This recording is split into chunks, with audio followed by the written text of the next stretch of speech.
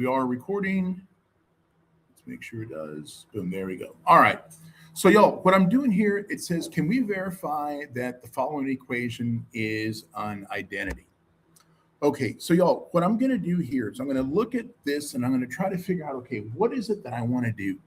So y'all, I'm going to have to pick a side. When I say I'm going to have to pick a side, I'm going to have to make a choice whether or not I'm going to work with the left side or the right side. Okay. So y'all, I went through my notes earlier this morning, and as I was doing this, I just happened to pick the left side. So that's what I'm going to do here. Okay. I'm going to work with that side right there. Okay. Y'all, the handout that I gave you guys where it says hints for verifying trig identities, I'm going to pull it up real quick because I want to show you guys something here. I'm going to look at number 6, y'all. Oops, sorry. I'm going to look at number 6, where it says if an expression contains 1 plus sine x, multiplying both the numerator and the denominator by 1 minus sine x would give us 1 minus sine squared x, which we can then replace with cosine squared x. Okay, so y'all, I'm going to look at this part right here. I'm going to go ahead and write it down again. Cosine of x, 1 minus sine x. I'm working with the left side. Y'all, what I'm going to do here is I'm going to multiply both the top and the bottom by what we call the conjugate. So what I mean by the conjugate, y'all, is if this guy here is a minus, we're going to do the same thing, but we're going to do it with a plus, okay? So look, let's go really slow and let's see what we end up with. So y'all, I'm going to leave the top part alone for right now. I'm not really going to do much with the upstairs, okay? But with the downstairs, let's go ahead and actually just multiply it out. So look, let's go slow so we can see what it is, boom, that we got. Okay, so 1 times 1 is 1. 1 times sine x plus sine x. A negative sine x times 1 is a negative sine x. And then a negative sine x times a positive sine x is a negative sine squared x. Okay. Y'all, I got a question for y'all. What's going to happen to these two right here? Anyone know? What's a plus sine x and a minus sine x going to give us? Any idea? 0. 0, right? Because they go away, right? Okay. Let's take a look what we got upstairs. So y'all, we got a cosine x on the top and a 1 plus sine x here. On the bottom, we have a 1 minus sine squared x. Okay? Now, y'all, I'm going to go back to that handout that I gave you guys, okay? On that handout, y'all, on the back of that handout, we got a whole bunch of our identities here, right? These are the same identities that we talked about on Monday, right? So look, y'all, I'm going to do something real quick here. I'm going to grab this guy because what I want us to do is I want us to look at this identity right here. Okay.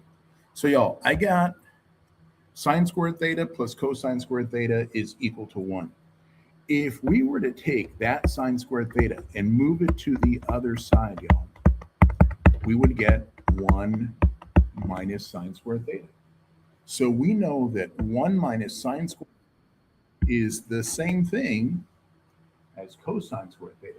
Now, the reason I want to know that, y'all, is because when I come back to my problem, we have right here, we got a 1 minus sine squared x. Y'all, we can write that as a cosine squared x, okay? All right, now we got one more step, y'all. Look, we have a cosine x here, and we have a cosine squared x. Remember what a cosine squared x? A cosine squared x means there's 2 of them. So we have 2 cosines in the bottom, and we have 1 cosine on the top. This cosine x will cancel with one of those. So I'm left with 1 plus sine x over cosine x, right? And if I look at what we ended up with here, that, my friends, I'm going to zoom out so you can see it.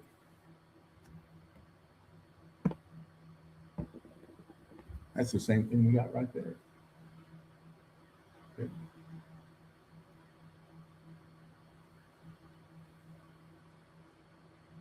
So again, y'all, in doing these types of problems, what we're really looking for is what is the process?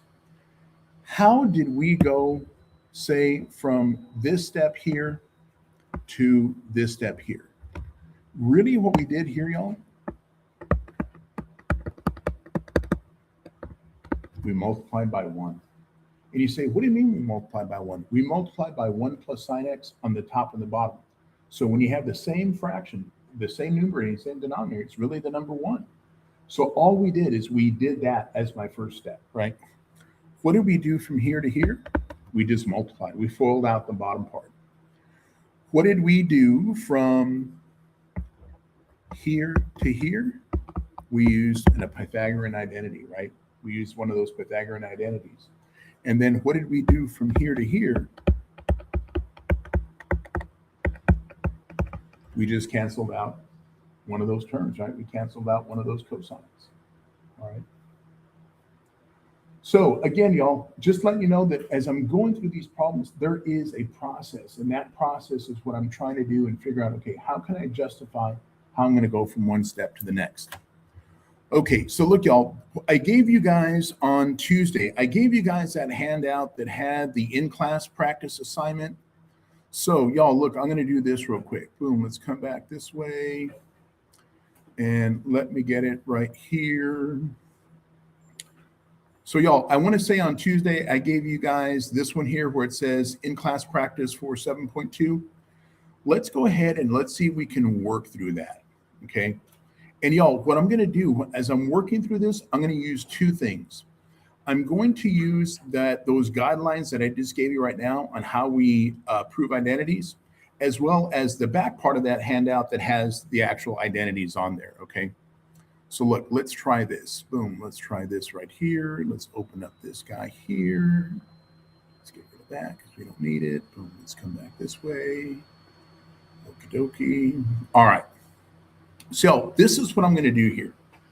And it's telling me, can we verify that each equation is an identity? And we're going to justify each step with a trig property. Okay. So y'all, the first thing I'm going to do here, let's come back to this guy. Okay.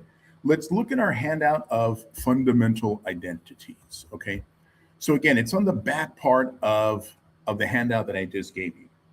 So y'all, when I'm looking at, say, this first part, okay, and I'm going to do this. I'm going to look at my tangent, okay? Y'all, let's do this. If I look at the handout here, I see a couple of things where I see tangent. And one of them, y'all, is a quotient identity. Do you see where it says tangent of theta is sine theta divided by cosine? Let's go ahead and write that out. So first off, y'all, I'm going to go like this. Sine theta over cosine theta, we used a quotient identity, okay? Let's see if there's anything else we can do. Y'all, I also see a cosecant theta, right? If I'm looking at a cosecant theta, y'all, I'm going to come back here. Okay, I see a cosecant theta right here, y'all. So look, cosecant theta is 1 divided by the sine of theta, okay? So look, I'm going to write this as 1 divided by the sine of theta, okay? There, we used a reciprocal identity. Y'all, when it tells me to justify each step with a trig property, this is what we're looking for. What told you that you could write sine theta over cosine theta, a quotient identity? What told me that we could replace cosecant theta with 1 over sine theta, a reciprocal identity, okay? Y'all, looks like we have some things here that are going to cancel. Look, sine theta and sine theta, those will cancel out. We got over 1 over cosine theta. Okay, what did we do there? We just did some algebra, right? We canceled out a common factor. Okay. Now, y'all, when I see a 1 over cosine theta, look, I'm going to come back to my identities. When I see a 1 over cosine theta, what can we replace with 1 over cosine theta? Anyone know? If I'm looking at it right here, what can I replace with 1 over cosine theta? Anyone know what that is? Secant theta. Boom, there we go. Okay, secant theta. What told us we could do that? We used a reciprocal identity. Okay, boom, so let's come back here. We used a reciprocal identity. And notice, y'all, what do I have on this side? is exactly what I have on that side. So again, when I'm doing this kind of thing here, what we're looking for is how did we go from here to here? We said that was a quotient identity. How did we go from here to here? We said that was a reciprocal identity. How did we get from this step here to this step right here? We used some algebra. We canceled out a common term. How did we go from here to here? We used a reciprocal identity. Okay. So y'all, in every one of these problems, so y'all, this in-class assignment, if you notice, this is real similar to what you have as your homework for 7.2. So I want you to use this as kind of a guide as when you're going to do your homework for 7.2, right? Okay, let's take a look at this next part and let's see what it is we can do. So y'all, I'm looking at problem number 2. Here's my problem number 2. Okay, y'all, we're going to work with one side. Okay, so look at y'all, I'm going to come back to the document that I gave you guys earlier today. And it says, okay, so we're going to think of those identities. And if I look at number 2, it says, try to rewrite the more complicated side so that it's identical to the simpler side. So y'all, if I come back over here and I say, which one looks like it's more complicated? I would definitely say the left side looks more complicated than the right side. Okay. I would say that just because that's just kind of what it looks like to me, right? It looks more complex than the other one. So y'all, first thing I might do is I might say, look, you know what? Should I do anything with the cosecant? I don't know. I'm going to leave it alone for right now. But I am going to do this. Cosine t, I'm not going to change that.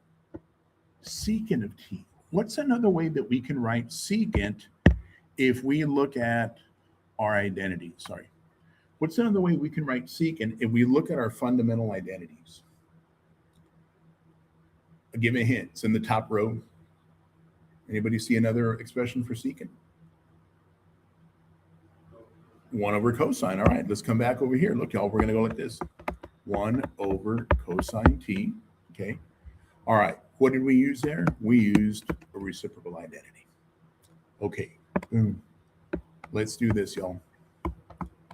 Cosecant squared t minus 1. What did we use here? We canceled a common term. If you want to say algebra, that's fine too. Okay, we canceled a common term. Okay, so look, y'all, now I'm at this step right here. Cosecant squared t minus 1. I'm going to come back to my identities. Okay, y'all, I'm going to show you guys something. I'm going to come back over here and I'm going to take a look at this guy right here. This is one of my Pythagorean identities, okay? So y'all, I want you to notice something here. When I look at my problem, I have a cosecant squared t minus 1. When I look at my Pythagorean identity, that's the Pythagorean identity that I have. But remember, y'all, that Pythagorean identity can be written in different forms. If we move the 1 that way, we would be left with cotangent squared theta is equal to, cosecant squared theta minus 1. It's just another way of writing that same identity. Y'all, the reason I'm doing that is because when I look at this guy right here and I look at my problem, hey, that's the same thing that we have. So we can write this as cotangent squared t using Pythagorean identity. And that's exactly what we have on the right-hand side. So I'm done, right? But again, I'm able to justify what each of my steps are. Does that make sense? Zane, are we good? You sure? All right. Okay, look, guys, let's take a look at number 3. Okay. So, y'all, in number 3, the first thing I'm going to do, y'all, I'm going to come back over here. Boom, let's do this. Okay, let's look at number 3. Y'all, look what this, and I'm looking at my guidelines here. It says, try to rewrite the more complicated side of the equation so it's identical to the simpler side. Okay, so look, y'all, I'm going to come back over here. Which side looks like it's more complex on number 3, the left side or the right side? Which has more things on it? Anyone know? Does the left side look like it has more things, or does the right side look like it has more things? Mhm. The left does. Okay, let's try this, y'all.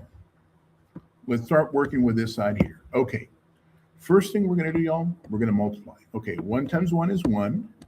1 times cosine x, negative cosine x times 1, negative cosine x, negative cosine x times a positive cosine x, negative cosine x squared. What did we do? We just multiplied. Okay. Y'all, I want you to notice the two middle terms here. Those two middle terms, y'all, are going to cancel out. Now we have 1 minus cosine squared x. Okay.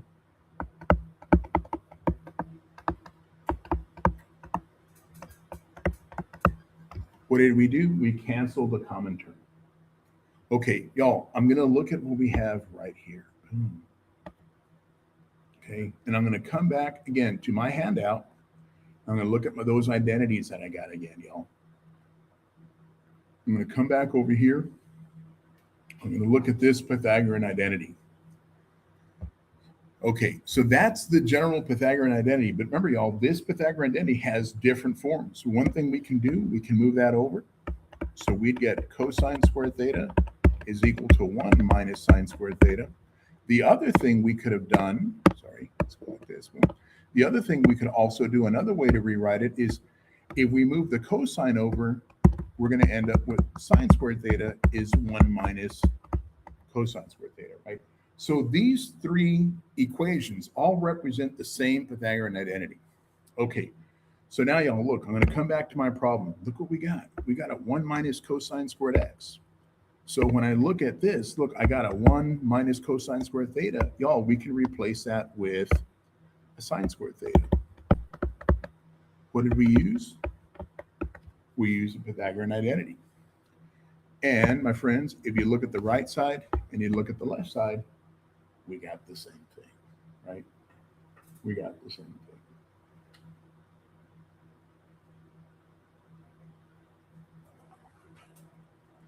All right. So, y'all, let's keep going down the list. And let's take a look again, y'all, at number 4. And let's see, what is it we can do here with number 4? Okay, so y'all, with number 4, we got a lot of stuff here, okay? Obviously, the left side looks like it's definitely the one that's more complicated. Okay, so y'all, what I'm going to do here with number 4, I'm going to start with the left because it's definitely the more complex side, and I'm going to start multiplying, y'all. Okay, so we're going to go really slow. Look, 1 times 1 is 1. 1 times a negative sine squared is still a negative sine squared s. Okay, we use the 1. Tangent squared s times 1 is a plus tangent squared s. And then right here, we're going to have a negative tangent squared s times sine squared s. Okay, so what did we do here? We multiplied. Okay, let's take a look, y'all. Let's see if there's a couple of things that we can do here. Let's see. Y'all, I'm going to work with this piece, say, right here. Okay, I'm going to see if there's anything I can do with this guy. So look, let's try this. 1 minus sine squared s plus, ooh, you know what I'm going to do? I'm going to see if I can work with this guy too. Look, y'all, tangent squared isn't tangent squared the same thing as sine squared theta over cosine squared theta? Same thing here. Okay. Times another sine squared s. Okay, like that. Boom. All right, let's see. Let's see if there's anything else we can do here, y'all. So look, I'm going to keep working and I'm going to say, look, you know what? I don't know if this is going to help me, but I'm going to try it. Look, y'all, isn't 1 minus sine squared theta the same thing as cosine squared theta? So look, let's come back right here too. So first, y'all, what did we do here from this step? We used a quotient identity. And for this part, I'm going to write it as a cosine squared theta because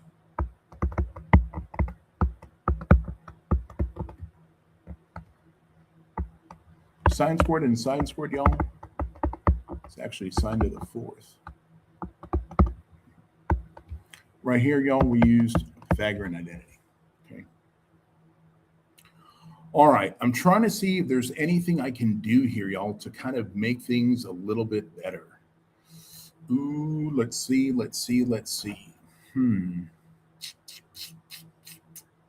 Don't know that I can, but I'm going to try. Let's see.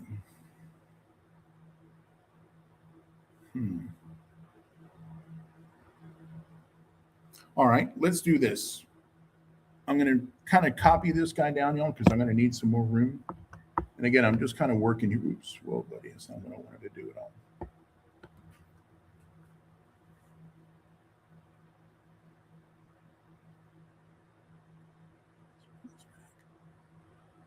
There we go. Okay, I'm going to copy this guy.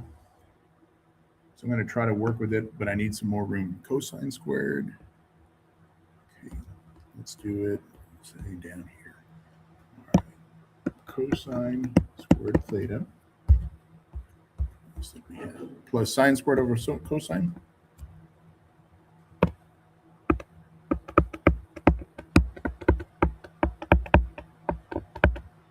Isn't it minus sine to the fourth over cosine squared theta? Okay, I'm going to try to get some common denominators here, y'all.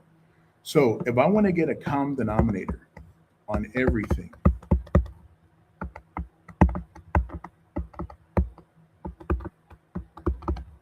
I'm going to have to multiply both the top and the bottom here by a cosine squared theta.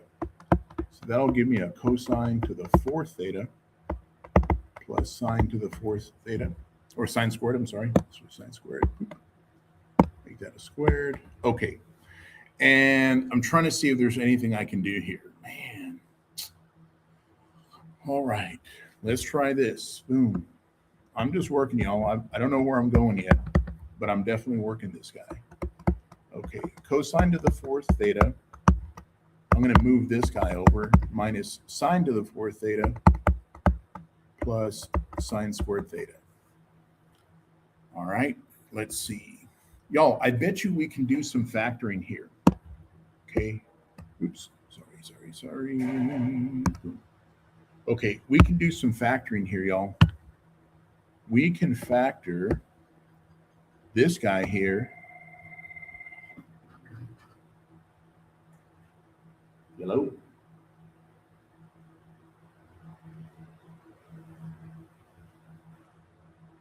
I do.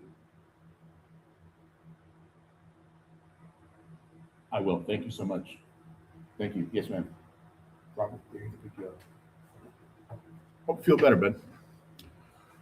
All right. So look, y'all, I bet you we can factor this guy using what we call the difference of squares. Okay,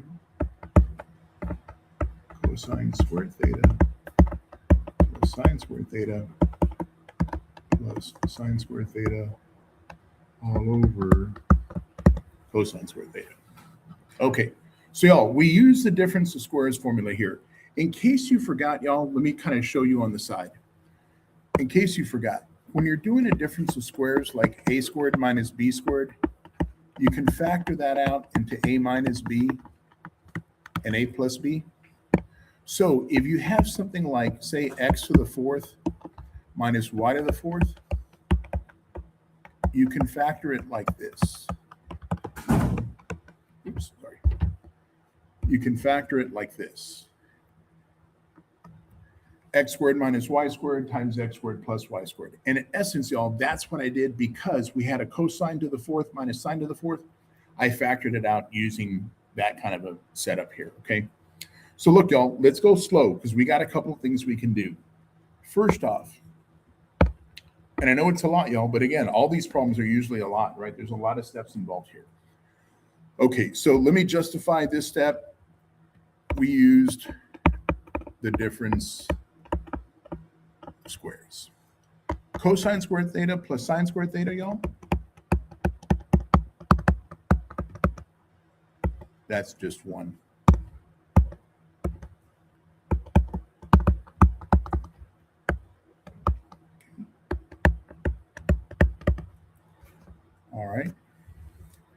What do we use there? Pythagorean identity. Okay. Y'all, when we multiply by 1, nothing really changes. So we got cosine squared theta minus sine squared theta plus sine squared theta all over cosine squared theta. Okay. These guys and these guys are going to cancel. We're canceling common term. And so look, y'all, look what we're left with. We're left with cosine squared theta over cosine squared theta, which is the same thing as 1. Again, cancel the common term.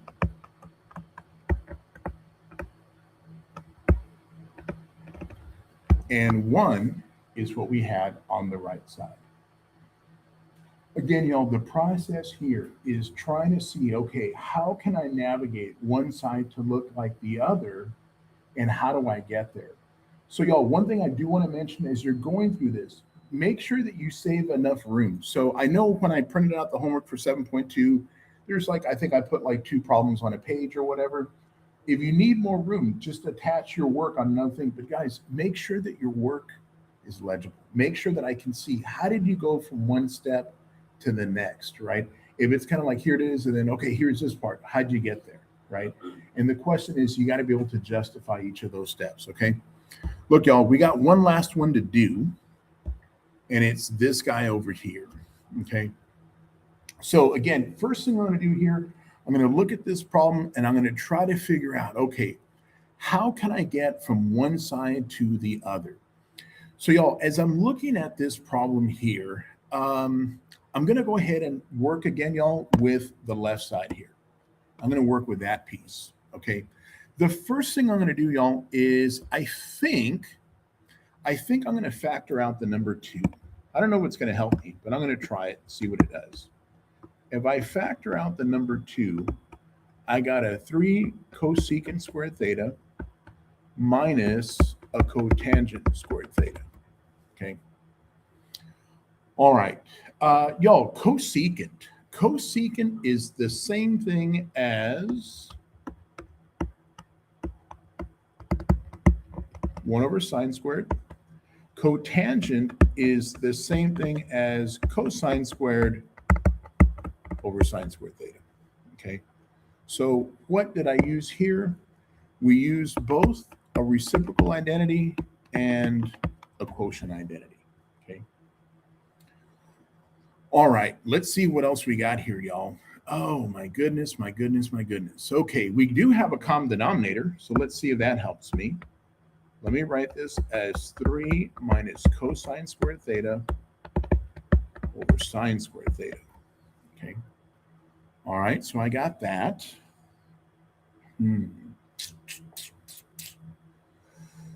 My word. Sometimes I hit roadblocks too. Okay, so I'm looking at this guy here, and I'm trying to think if there's anything I can do here. Oh my goodness. I don't know. I don't know if there's anything I can do here, y'all. Sometimes, y'all, and I think I put it in the document. I'm going to double check, but I thought I did. Let's see. So we did everything in terms of sine and cosine. Okay. So y'all, sometimes what we end up doing is we say, look, let's start working with the right side, and let's see if we meet somewhere in the middle. So y'all, what I'm going to do now is I'm going to kind of draw a line like this, and I'm going to look at 4 cosecant squared theta plus 2.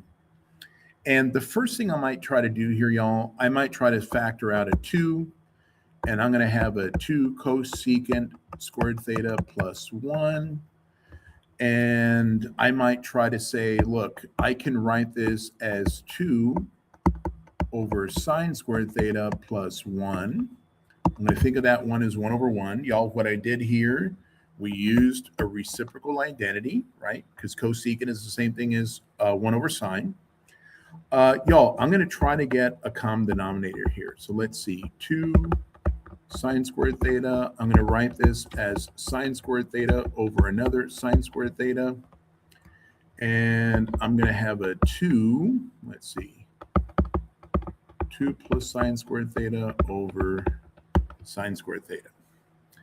Okay, so I got my right side there, and I got my left side over here. So y'all, I'm feeling like I'm doing somewhat okay because, look, we got our 2, we got our 2. We got our sine squared, we got our sine squared.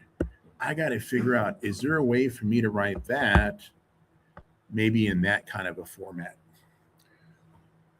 Let's try this, y'all. Let's work with this guy right up here upstairs. Okay, we're going to go really slow to make sure we're okay. Y'all, I'm going to write 3 as 2 plus 1 minus cosine squared theta. Okay. Why? Because 3 is the same thing as 2 plus 1, is it not? It is. Okay.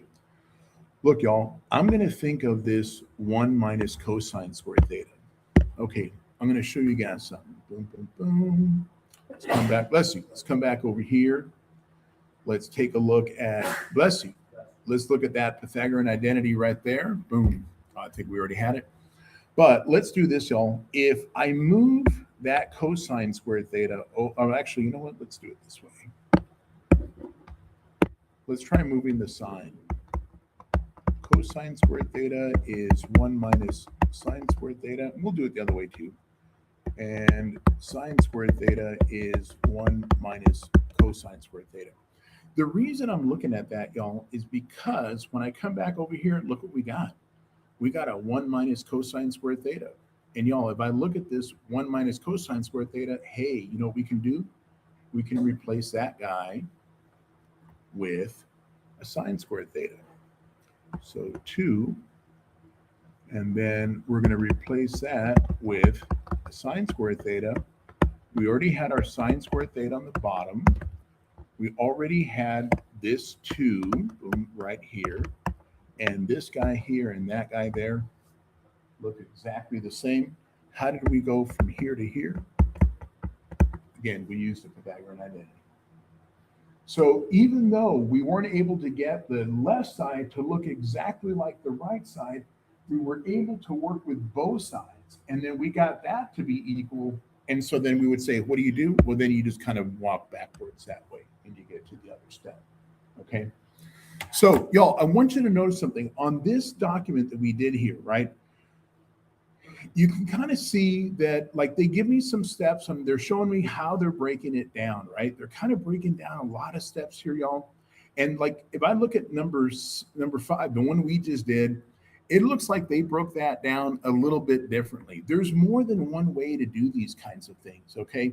Is one way right, one way wrong? They're all going to be right, right? They're all going to be the right way as long as you can justify each of those steps, okay? All right, so look, y'all, we did that. Again, I want you to use this part so that you have a reference to when you're doing your homework for 7-2, okay? So y'all, we're gonna do one more thing today before the day is over. Let's come back this way. And we're gonna jump in on 7.3, okay? Oh, y'all, there was this example number 6 here. We're gonna skip this example number 6. And I wanna say in your homework for 7.2, there's a question I want you to skip, and I think, does anybody have the homework for 7.2? Nathaniel, open it up. Is it 18 that looks like doing something with the graphing calculator? Is there an 18 on 7.2 or no? There's only 5 questions on 7? I'm sorry. 7.1. 7.1. Do you have 7.1 with you? Anybody got 7.1 with you? Do you need, okay, 7.1. Is there an 18 on there that has use something with the graphing calculator? Okay.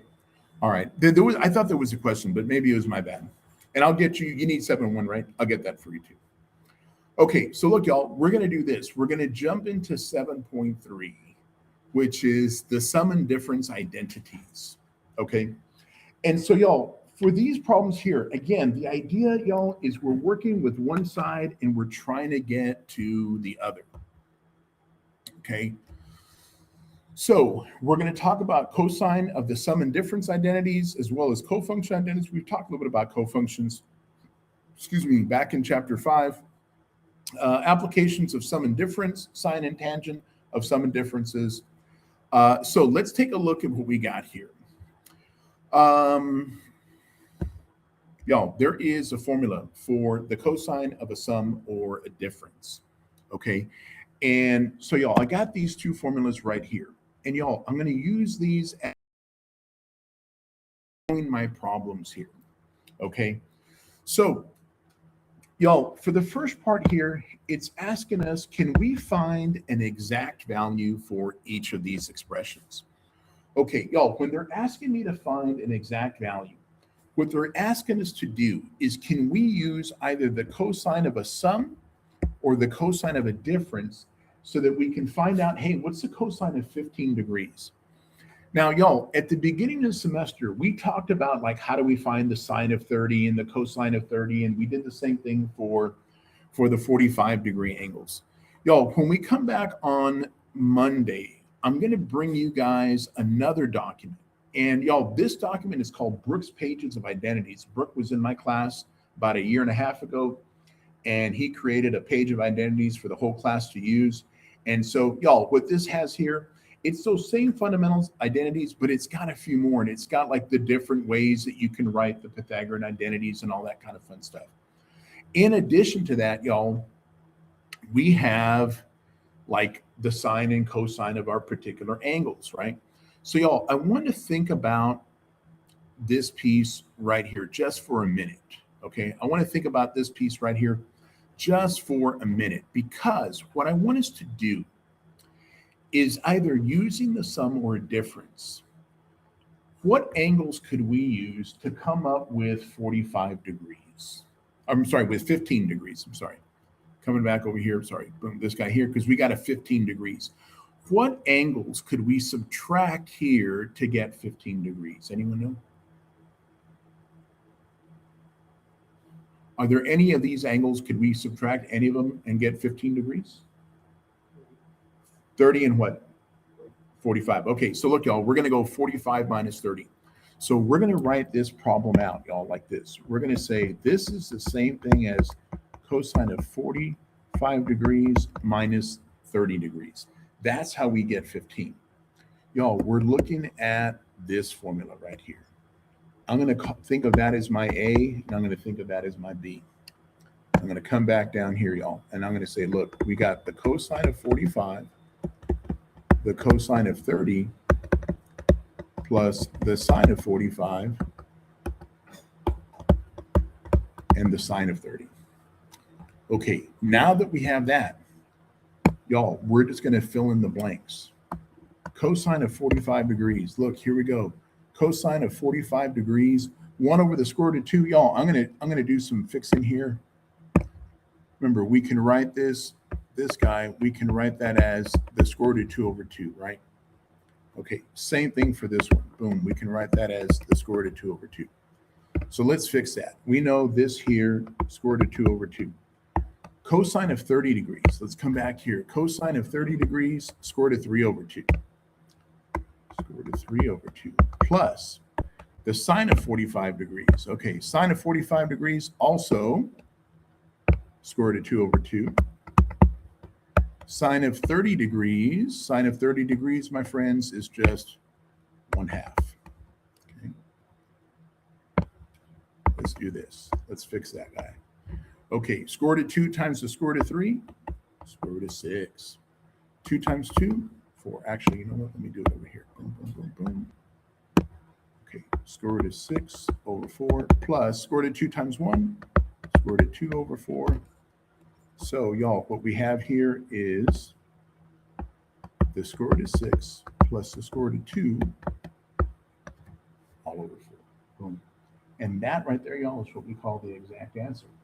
So the exact answer doesn't have like a decimal approximation. It's just this kind of an expression here, okay? But we did that, y'all, using those formulas, okay? All right, y'all, there's a second part to this problem. The second part says, can we find can we find the cosine of 5 pi over 12?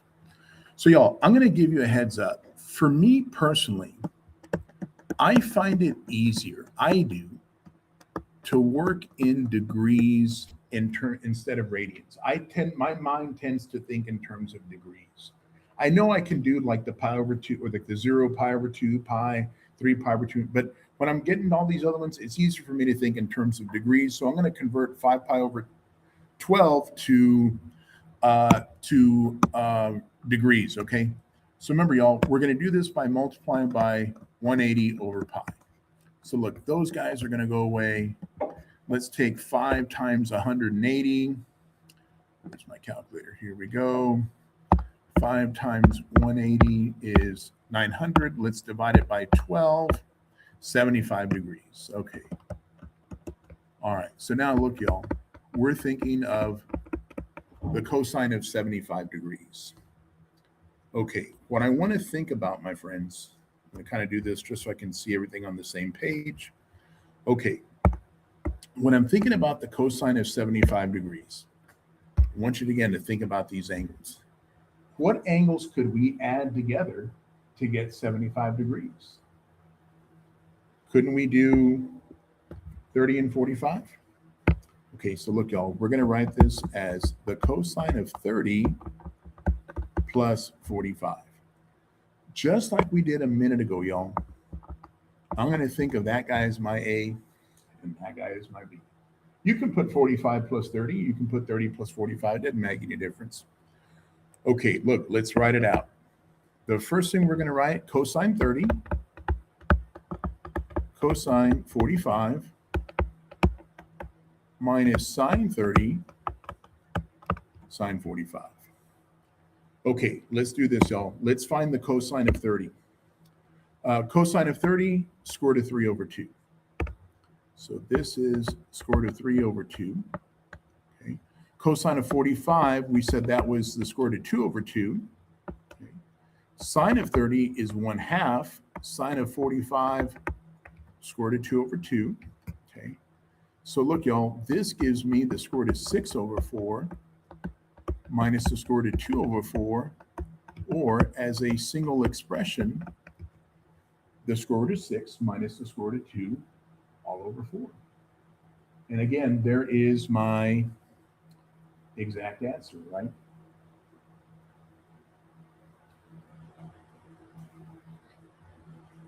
Okay. Y'all, let's take a look at part C. So part C is written a little bit differently.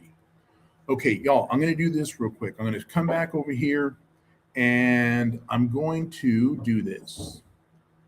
I'm going to copy this guy real quick because I'm going to use that, y'all, as I do part C in my problem down here. Okay, so look, let me do this. Let me zoom in a little bit so we can see everything really well. Okay, look, y'all, we have cosine 8790, cosine 93, sine 87, sine 93. We have a minus in the middle. Y'all, when I come back over here, the one that has the minus in the middle says we're going to find the cosine of A plus B. So y'all, we're going to think of that as our A. We're going to think of that as our B. We're going to write this as the cosine of A plus B, which would be equal to the cosine of 87 plus 93. 87 plus 93, that's 180 degrees. Okay. All right, remember y'all, cosine of 180. So 0 pi over 2 pi. What's the x value over here for my cosine? Anyone remember? -1. Boom. That's all you got to do. Y'all, the process here is how can I use those, like the cosine of the sum of the difference angles, how can I use those to find these particular values? Okay. Look, let's try another one. Cofunction identities. So again, y'all, we talked a little bit about this back in chapter 5, and these here are our cofunction identities, okay? And so y'all, when they're doing this, like they're giving me, 90 minus theta. Again, if we need to, we can go with pi over 2 if we're given it in radians. Again, y'all, my mind just seems to understand the angles or remember the angles more in degrees. So a lot of times I end up doing a little sidetrack. I do my problem in degrees, and then I come back and convert it if I need to at the end, okay? All right, so y'all, it says find one value of theta or x that satisfies the following. Okay, what I'm gonna do here, y'all, I'm gonna look at this guy right here. I wanna write both of them using the same trig function, okay? So y'all, if I'm gonna write both of them using the same trig function, the way I'm going to kind of start this off is I'm going to ask myself, okay, which one has, and we would say the one on the right already has the numeric value. It's the tangent of 25. So what I want to do is I want to rewrite cotangent. Where is cotangent? Right here. I want to rewrite cotangent in terms of tangent. So y'all, I'm going to start with this guy right here, and I'm going to replace that with the tangent of 90 minus theta, and that's going to be equal to the tangent of 25.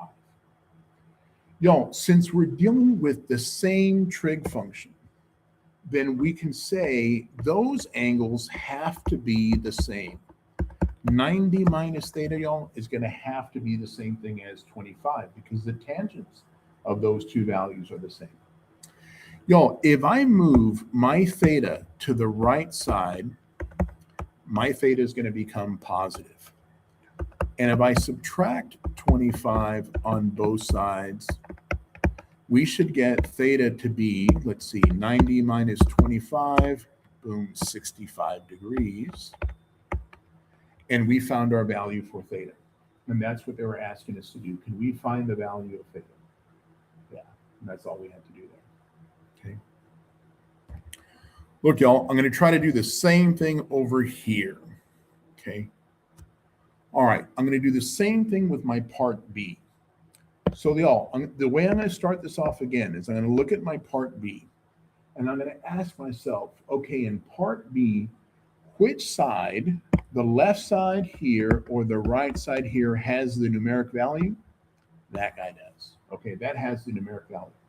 So what I want to do is I want to change the sign into something that has a cosine. Look, y'all, here it is. The sine of theta is the same thing as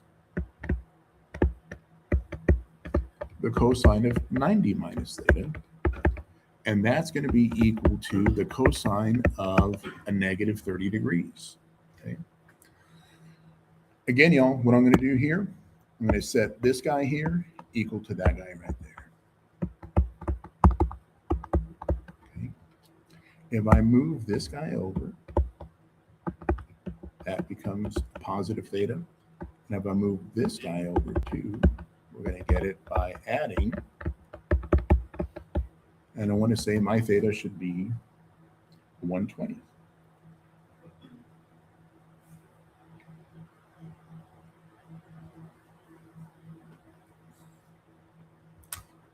All right, y'all, I think there is a part C to this question. Boom, there is. Okay, y'all, when I'm going to do my part C, the first thing I'm going to do, y'all, because again, this is just how my mind works. When I see 3 pi over 4, I want to convert that, y'all, to degrees. I don't know, for me, it seems easier. Maybe not for everybody, but for me, it does. So look, y'all, my pi's are going to cancel out. We're going to take our calculator. We're going to take 3 times 180. Boom. We're going to divide that number by 4. Boom. And I'm coming up with 135. Okay. So, oops, sorry. So this here is really the cosecant of 135 degrees is equal to the secant of x. Okay. So the value that has the numeric value is that side right there. I don't necessarily want to change that. I'm going to leave that guy alone. Okay, so I'm just going to write this again as cosecant of 135. I'm going to see, is there a way that I can write the secant using a cosecant? So I'm going to scroll back down over here. Okay. All right. My secant of my angle is the same thing as the cosecant of 90 minus my angle. Okay. So I'm going to write this as the cosecant of 90 minus theta. And just like we did before, y'all, I can let this guy and that guy be the same. 135 equals 90 minus theta. I'm going to move that theta this way. I'm going to move that 135 that way. Let's take our calculator. What's 90 minus 135? Sorry. Minus 135, negative 45. Negative 45 degrees. Boom. And y'all, like in this problem here, because this problem started off with radians, what I might do, y'all, at the end is I might come back here and say, look, negative 45 degrees over 1. Oh, let's multiply that by pi over 180. And let's start reducing this guy out. I think I can actually take 180 and divide it by 45. Boom, it goes in 4 times. So we can cancel that, and we're going to get a negative pi over 4. And that's how my answer might be written, because again, I started off in radians. For me, y'all, I don't know why. Ever since I took trig, degrees just made it easier for me. So I always kind of work in degrees, and then if I need to, I go back and convert it backwards, okay? All right, let's take a look and see what else we got over here, y'all. Okay, sine and tangent for sum and difference. Yes, sir. Yeah, of course. Sine and tangent for sum and difference identities for sines. Okay, so the sine of a sum or difference, I got the formulas right here, y'all. Boom. And the same thing for the tangent. Okay. So again, y'all, look, I'm going to scroll down here and I'm going to see if we can figure out a way that we can write this guy. So y'all, again, just like I did before, let me come back here to Brooks' pages of identities. Boom. And again, I'll get you guys a copy of this. I did put it in our Blackboard page, guys, in the document there for week 7, but I'll bring you guys copies as we kind of continue going on. So y'all, again, I'm just going to fix a couple of things right here. So like for me personally, and let's do it like this. Boom. Okay. I'm going to fix this and I'm going to fix that. Okay. Let's come back this way. And let's do that again. Boom. Okay. I know that's the square root of 2 over 2 and that's the square root of 2 over 2 because those are rationalized. Oh, I'm going to fix another one too, y'all.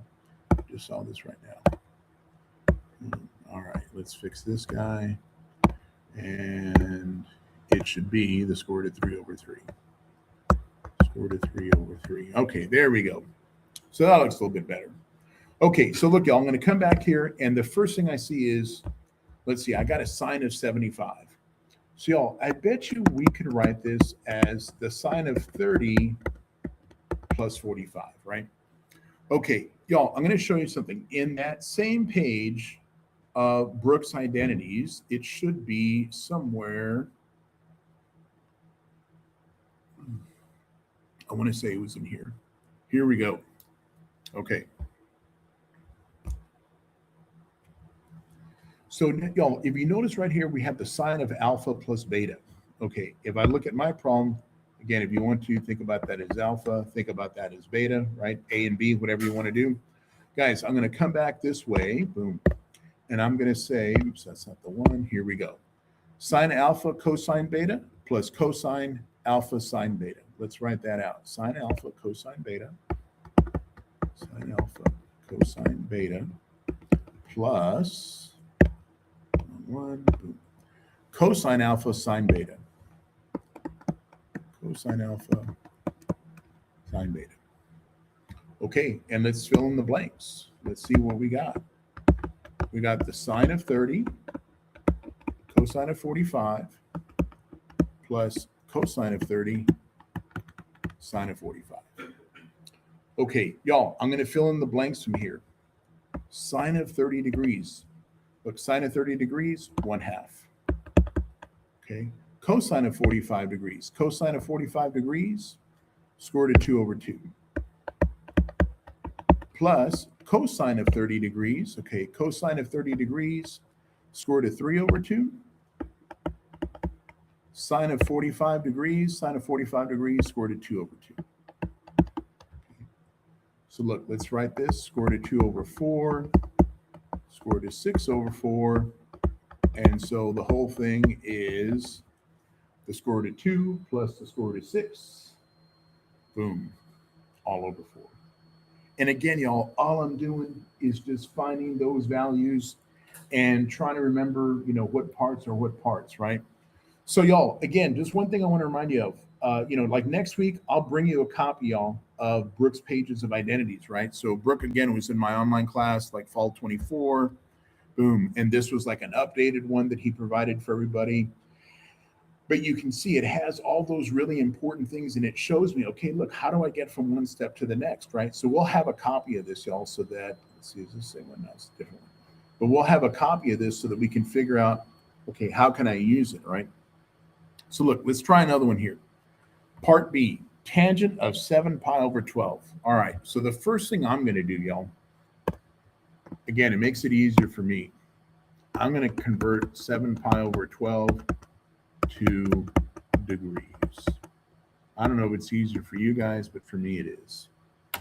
Okay, so let's get rid of our pi's. We're going to take our calculator. What's 7 times 180? I don't know, a big number. Boom. Let's divide it by 12. Boom, boom. 105 degrees. Okay. Boom. 105. All right. So look, y'all. We're looking at the tangent of 105 degrees. Do you guys agree that we could probably come up with 105 if we added 45 and 60? Right? Okay. Let's do it too. Boom. So look, y'all. We're going to say this is the tangent of 45 plus 60 degrees, okay? My friends, I'm going to come back to Brooke's Pages of Identities, and let me see if I can find, here we go. Let me zoom in on this part right here. Look, the tangent of alpha plus beta. Let's write it out. Tangent alpha plus tangent beta over 1 minus tangent alpha tangent beta. Okay, so I'm going to kind of write this somewhere on the side where I got a little bit of room. Tangent of A plus B is tangent A plus tangent B over 1 minus tangent A tangent B. Okay, let's fill in our blanks. Boom. We're going to say tangent 45 plus tangent 60, 1 minus tangent 45 tangent 60. And now, y'all, I'm going to come back here and I'm going to use my thing. Okay, tangent of 45. Tangent of 45, 1. 1 plus tangent of 60. Let's see. Tangent of 60, square root of 3. Okay. 1 minus, we said tangent of 45 was 1. Tangent of 60 was the square root of 3. So we have 1 plus the square root of 3 over 1 minus the square root of 3. All right. Y'all, we got one more step that we got to do in this problem. That last step, y'all, is we got to rationalize our denominator. Okay. The way we're going to rationalize the denominator, y'all, when we have two pieces, is if we have a 1 minus square root of 3, we're going to multiply it by what we call the conjugate. 1 plus the square root of 3. Okay. And y'all, I'm going to do this work over here on the side because I know I kind of ran out of room. And we're going to go really, really, really, really slow. Okay, boom. So look, 1 times 1, 1. 1 times square root of 3, square root of 3. We use that guy. Square root of 3 times 1, square root of 3 again. Square root of 3 times the square root of 3, just the number 3. Let's do the bottom. 1 times 1, 1. 1 times the square root of 3, square root of 3. We use that guy. Negative square root of 3 times 1, a minus square root of 3. Negative square root of 3 times a positive square root of 3, just a negative 3. Okay. Next step. Boom. 1 plus 3, 4. Square root of 3 and another square root of 3. Now we have 2 square roots of 3. Okay. These guys here, y'all, are going to cancel. 1 minus 3, negative 2. And again, you got some options here. We can say, look, let's divide everything here, y'all, by negative 2. 4 divided by negative 2, negative 2. Positive 2 divided by negative 2, a negative 1. And so we have minus 2 minus the square root of 3, and we're done.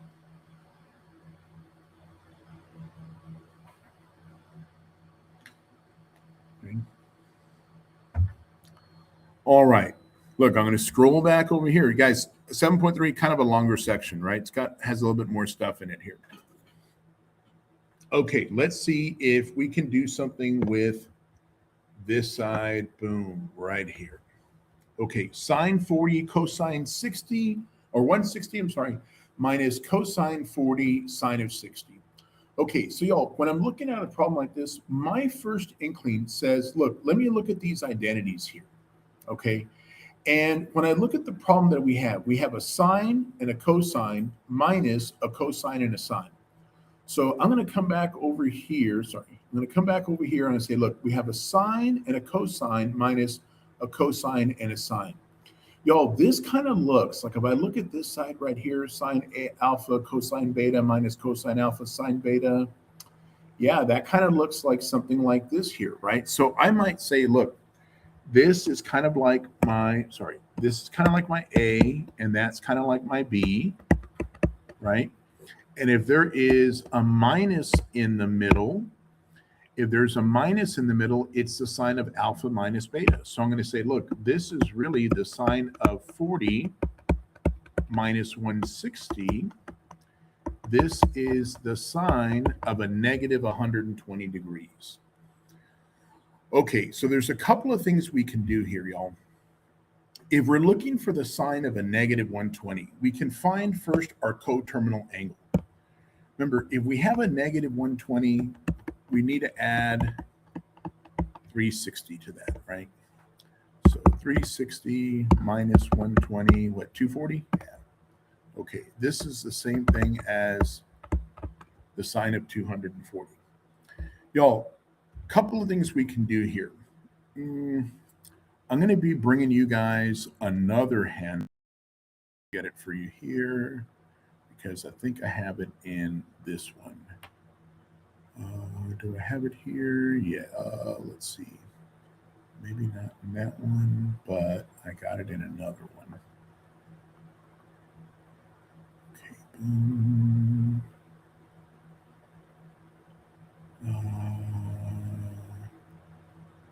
Maybe this guy right here. Let's take a look at this guy. Boom. All right. Here we go. So y'all, I'll be bringing you this guy too. So look, here is my angles, right?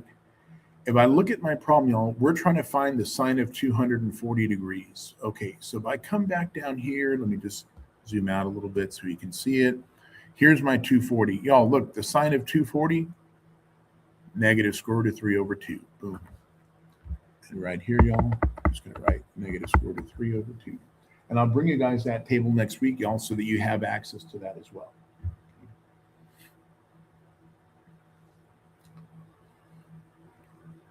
Okay. Hold on, I'm just going to kind of scroll through. Boom. Let's get that. Okay. Let's do this, y'all. Let's see if we can do example 4, and then we'll stop there. Okay, we'll see how much of example 4 we can do because I know it's got like 3 parts to it. Okay, so let's take a look at this part right here, y'all. It says cosine of 30 plus theta. Okay, cosine of 30 plus theta. Y'all, I'm going to come back to this part right here. I'm going to use this identity right here, y'all. So we got the cosine of alpha plus beta is cosine alpha, cosine beta minus sine alpha, sine beta. Okay, I'm going to call this A and B. So we can write this as cosine A, cosine B. Let's see, minus sine A, sine B. Okay, so let's write this out. Cosine of 30, cosine of theta, minus sine 30, sine theta. Okay. So again, y'all, I want to know what's the cosine of 30 degrees. Boom. Cosine of 30 degrees, square root of 3 over 2. Square root of 3 over 2 times cosine theta. Sine of 30 degrees should be 1/2. Sine of 30 degrees is 1/2. sine of theta. Okay, y'all, we got a common denominator. We're just going to do this. 2 square root of 3 cosine theta minus sine theta. Boom. And we're done. Okay.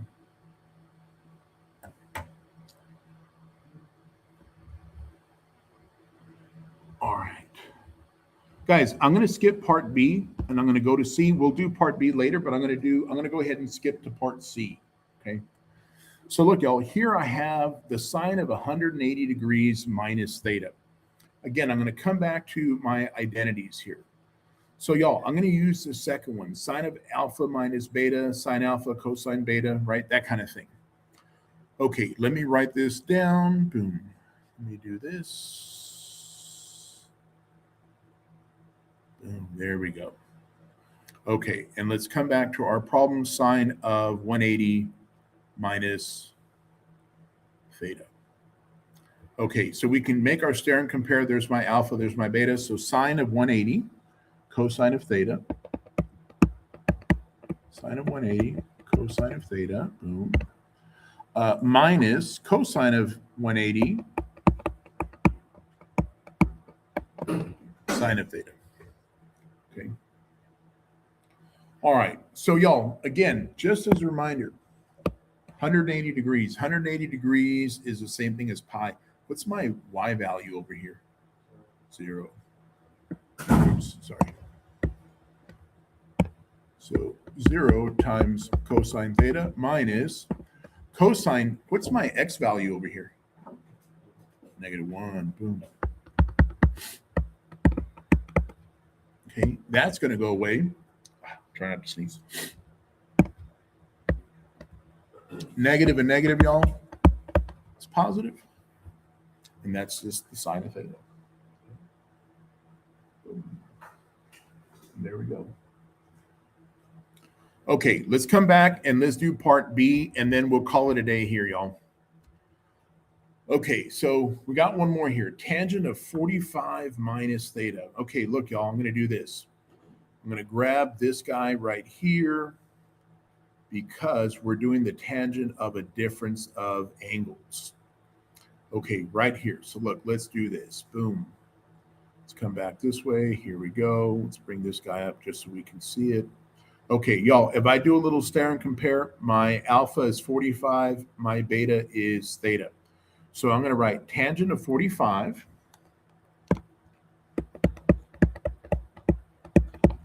Let's come back. Okay, minus tangent theta divided by 1 plus tangent 45 tangent theta, right? Okay, so now y'all, we got to fill in the blanks.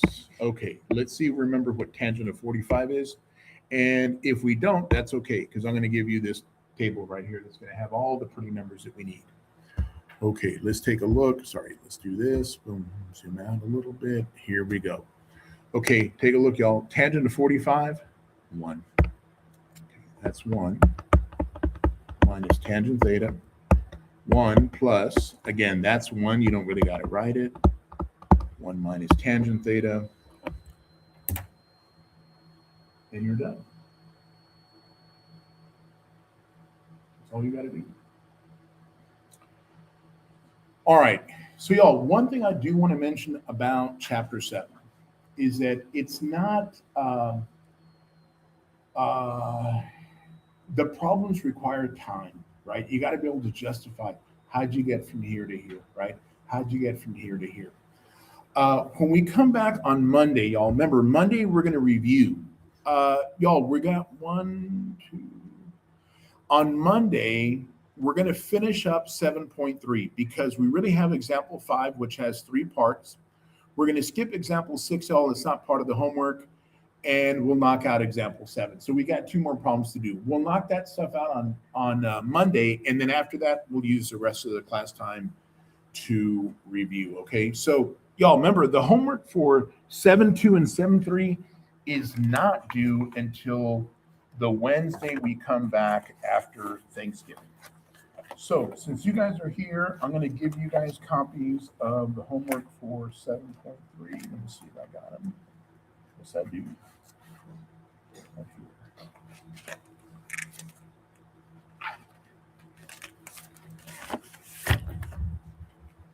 I think this is the one that has, yeah. This is the one that has, this one has a column number 18. You don't need to worry about it. Yeah, this one has a column number 18. You don't have to worry about 18. Okay, it's a graphing calculator problem, and then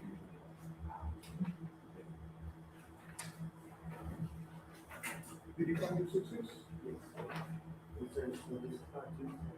7.2 and 7.3 won't be due till we come back after spring break. I mean, you can turn them in early if you want, but they're not due until we come back after spring break. The one that's due on Monday is 7.1. Did I give you 7.1 yet? No.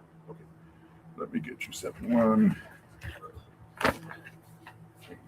Just put it right there. Anywhere you want. That's fine. And here you go. That's 7.6.